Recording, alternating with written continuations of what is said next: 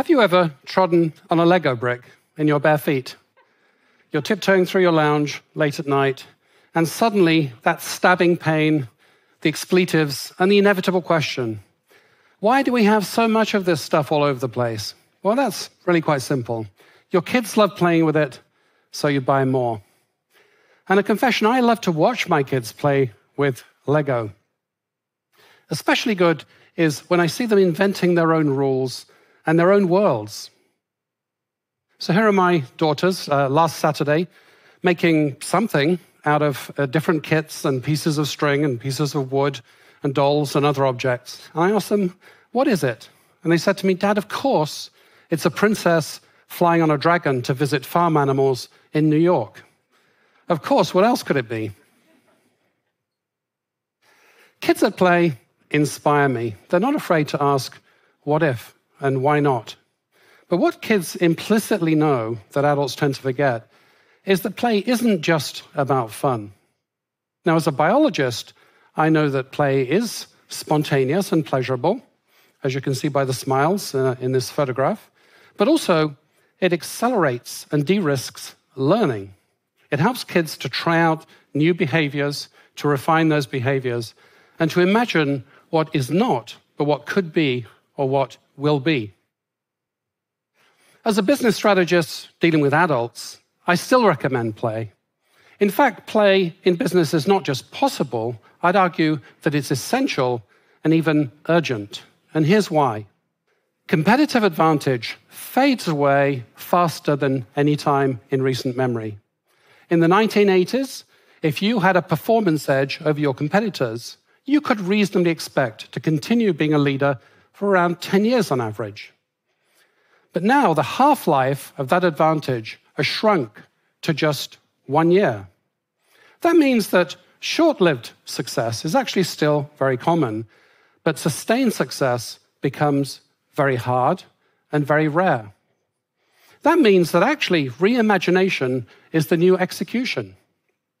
In order to stay on top, or even just to tread water and stay still, you need to constantly reimagine your business. But that's not so simple if you already have a highly successful business model. We become prisoners of the mental models that underpin our past success. In fact, I found in dealing with businesses that you can't really stretch your strategy unless you stretch your mind. Now, play is, of course, a great way of stretching your mind. Now, there be no mistake, I'm not suggesting literally that executives huddle around a conference table with a big pile of Lego bricks. Although I've done that and that works too. But instead, I've created a series of imagination games to help executives to stretch their thinking. Would you like to play with me? Good, I'm glad you said that. Okay, so let's supposing that you're stuck in the rut of seeing the world through the lens of your past and current success. I would recommend the anti-company game, and here's how it works. You get a piece of paper, you create a list of everything which is essential to your strategy, everything which underpinned your past success, everything which is core and sacred. And then you flip it. You create the exact mirror image list of assumptions. And then you make the best business case for this anti-self. You'll be surprised at the ideas that it triggers. Supposing, for example, that you're the CEO of a hotel chain and playing the game and flipping the assumptions, let's assume that inconveniently, you don't actually own any hotels or any rooms or even operate any hotels or any rooms anywhere. Ridiculous? Quite possibly. But actually, how would you know the difference between ridiculous and merely unfamiliar, untried, and uncomfortable?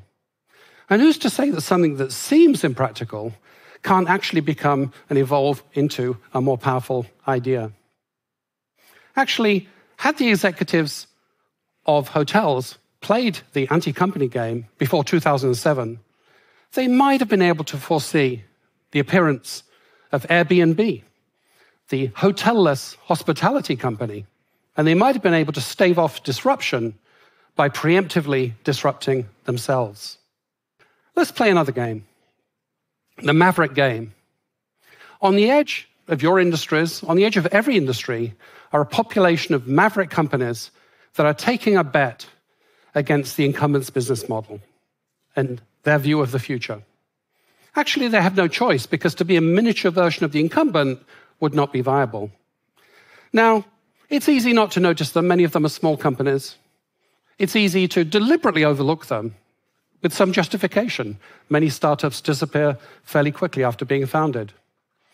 And it's very, very tempting, given all of your experience in the business, to judge them. Do they know what they're doing? Does their business model make sense? Will they ever make any money?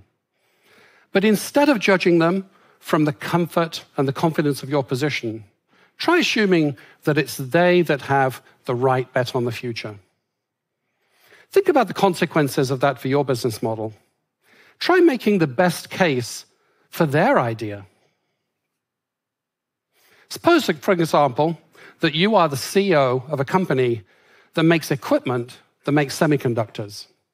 Naturally, you'd probably spend most of your time and attention on your main customer industry, the electronics industry.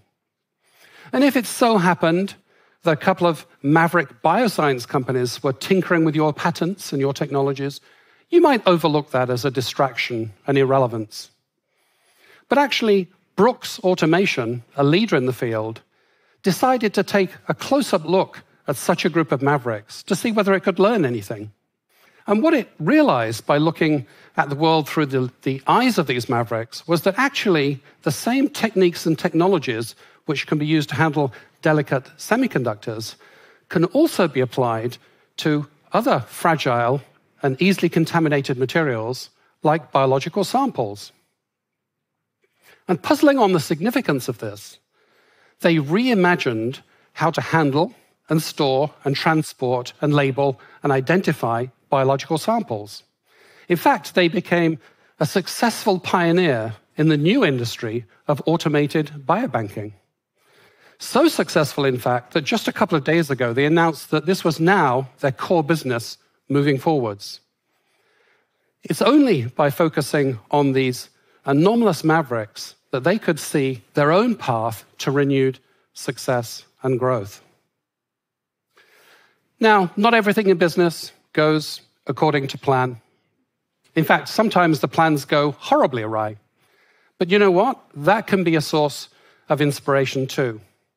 To find out how, let's play the pre-mortem game. So your role in this game is to write the obituary for your company, which is going to fail with 100% certainty in 5 years' time.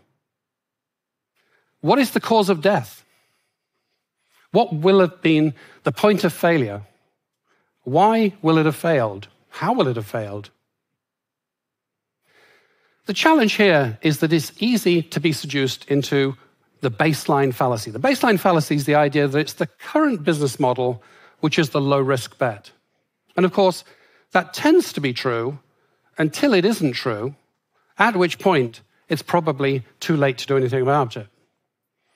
Now, your employees are an early warning indicator. They will have intuitions if the model begins to slip, but it's very hard for them to speak up. And it's even taboo for them to speak up when the business model is under pressure. But when executives create playgrounds, spaces for the safe exploration of alternatives and alternative scenarios, then you get to tap into your employees' considerable experience about the vulnerabilities and the weak spots and the blind spots of your company. Does anyone remember visiting recently one of these gorgeous marble palaces? No? It's probably been a while since we visited the local banking branch. Had bricks and mortar banks played the pre-mortem game, perhaps they would have heard their employees expressing some concerns about the gradually dwindling flow of customers to local branches. And perhaps they would have been slightly less taken by surprise when companies like Nubank, a digital native, seized very rapidly indeed on that opportunity to convince, to date, more than 40 million Latin Americans that in-person transactions in real buildings were a quaint but obsolete relic of the past. It's only when you bring your vulnerabilities into full view in this way that you may be motivated to reimagine your business and to do so in a robust manner. It's why the Roman Catholic Church invented the role, the position of the devil's advocate in the 16th century to test the future consequences of its decisions to appoint new saints. They did that by imagining what would Satan say or propose or counter-propose in addition to the normal procedure of thinking about the big man upstairs. Now, any human being, any employee, any team, and therefore any company can harness human imagination. It's a defining trait of our species. Failures to imagine in business are really failures of leadership. Business is a serious matter, but it should not exclude play. When leaders embrace play and imagination games, they can unlock the imagination of their employees, uncover disruptive new strategies, and renew their lease on the future. Thank you.